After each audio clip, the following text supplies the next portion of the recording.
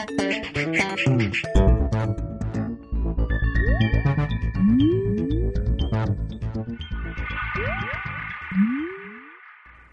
everyone, and welcome to The Vortex, where lies and falsehoods are trapped and exposed. I'm Michael Voris. This past Sunday was the 42nd anniversary of Pope Paul VI's landmark encyclical, Humanae Vitae, on human life.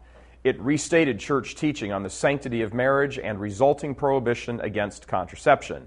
It also warned of the destruction that would befall society if contraception became the norm. The destruction would come about through the disintegration of the family, the objectification of women, increased adultery, and increased abortion. Perhaps no one thing in history has been so responsible for so much damage and mayhem as contraception. Once the contraceptive mentality seized hold, it was all downhill from there. Pope Paul couldn't have been more correct in his predictions. It has become the gateway drug, so to speak, for the collapse of a culture. When sex becomes separated from its natural end and becomes an end in itself, a society cannot complain about high divorce rates, fatherless children, shattered families, cohabitation, abortion, pornography, and even the acceptance of homosexual activity. The logic, if you can call it that, goes something like this. Sex is an end in itself. Sex, therefore, is a good thing that I can pursue and obtain at my pleasure. If another consenting adult agrees, that's all we need.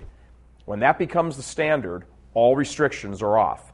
Contraception then becomes necessary as a preventative, or at least that's the plan. But as we know, plans oftentimes fall short.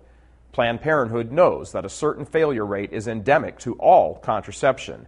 When it fails, the first alternative is abortion in most instances. Contraception, therefore, has turned America into a killing field.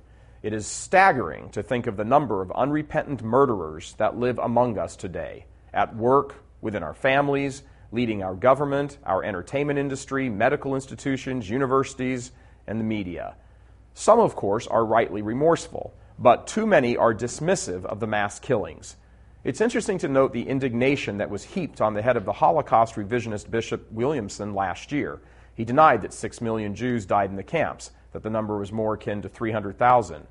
Whatever the media wishes to say about him, hundreds of millions have died as a result of abortion, and virtually no leaders say a peep about it, other than we need to expand the killing.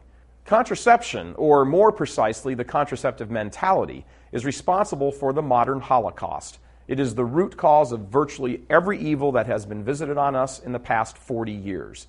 It's quite surprising, then, that we hear almost no mention of it from the nation's Catholic pulpits. The pill apparently not only tries to prevent conception, it also has prevented the truth from being proclaimed. One tiny pill has been the bomb that is exploding society, and so many leaders in the church that have the truth that would begin to rebuild society have done painfully little to ease the suffering. The day will come, in fact, is fast approaching, when there will be no society left to rebuild.